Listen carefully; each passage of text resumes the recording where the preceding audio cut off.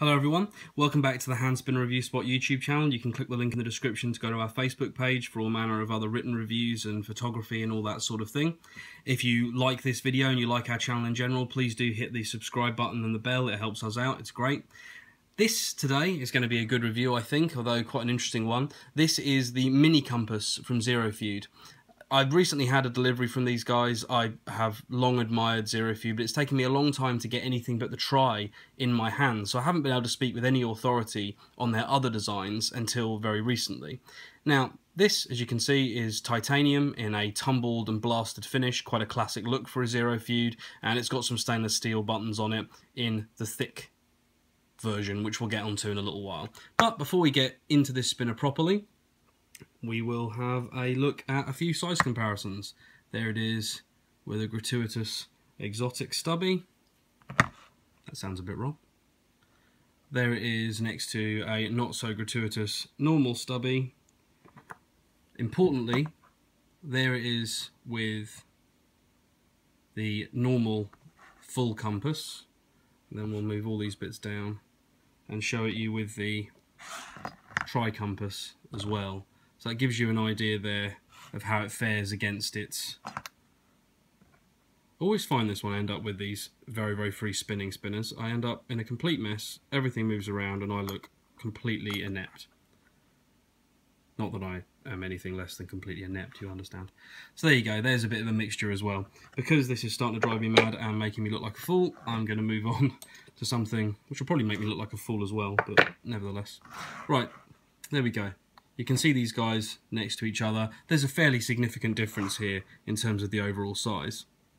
And for a lot of people, that's a good thing, because for a lot of guys, this seems to have been quite a large design. If you go back and have a look at my review of this, and it should be up at the same time, or if it's not, it will be very soon.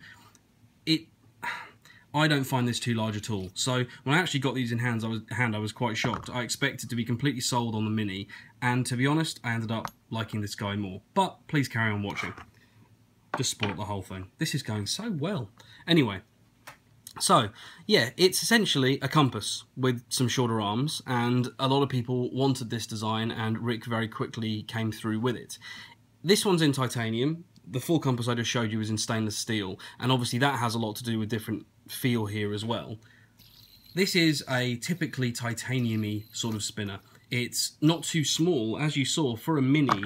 When you compare it to something like the stubby, it's actually larger. So it's not that mini for a mini. It's only mini in comparison to the original compass.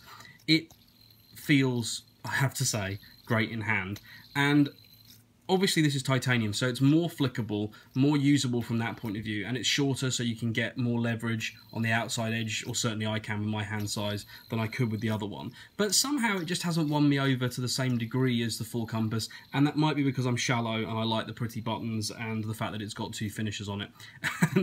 And let's not put that past me. The other thing that's interesting here is Rick offers his buttons in two thicknesses. All the exotic buttons, to the best of my knowledge, have come out in this relatively thin thickness, and he's done normal buttons like this as well, and then you get these which are a bit more chunky. Normally I would like that, and I think I do, to be honest with you. It gives you a little bit more distance between your fingers, more real estate, less of a pinched grip. That's good. Aside from that, the design itself, if you've watched either my tri-compass review or my full compass review, you can see that the chamfers are all basically the same. This soft touch finish where it's tumbled and blasted, personally I think is lovely. I'd love to have some engraving work or something done on there. Do you think that would look good? I think that would look good. And in general, it's just a pleasure to use. There are no hot spots on this one because it's lighter than the others. I mean, the other one didn't have any hot spots either, but in terms of ergonomics, I think because this is lighter, it leaps away from your fingers a bit more, and it just works. It feels great. This has the same shielded 10-ball hybrid ceramic R188 that the other one does. For some reason, I love taking the buttons off one of these. I'm not really sure why. I just think it's really pretty. Anyway, let's put that back together again. There we are. And yeah, it just works. It's excellent. Now, because I've done two other reviews of these pieces, and this isn't massively different, this won't be a long review. But to say, I don't really have any downsides. With the full compass, I said that, yeah, maybe it wasn't the most ergonomic spinner in the world. I'm not going to call this the most ergonomic spinner in the world either. But because it's so light, I think it's very flickable.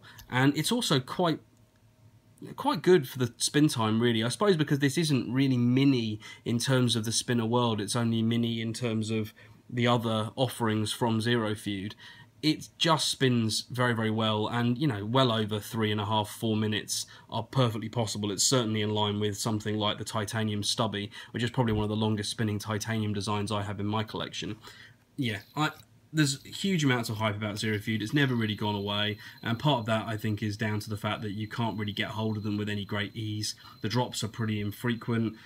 Rick, who runs the company, he has another full-time job. It's a sideline for him, and he does the very, very best he can. I've got no negative things to say about Rick. I've always enjoyed chatting with him, and he's been great to me. So yeah, that is the ZeroFeud Mini Compass. If you can get hold of one on one of the drops, all the better. But if you are absolutely desperate and you have to buy one, any one of the ZeroFeud items on the secondary market for an inflated price because you just can't wait and you have the money burning a hole in your pocket, I don't really blame you either, to be absolutely honest.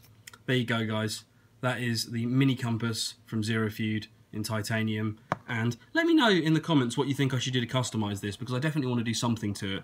I've got kind of a feeling that I might want to have the whole piece anodized in kind of a bronze color, so it's got kind of a deep goldy color to it, even though it's titanium. What do you reckon? That's a nice idea? Do you think I should try and find someone to engrave the flats?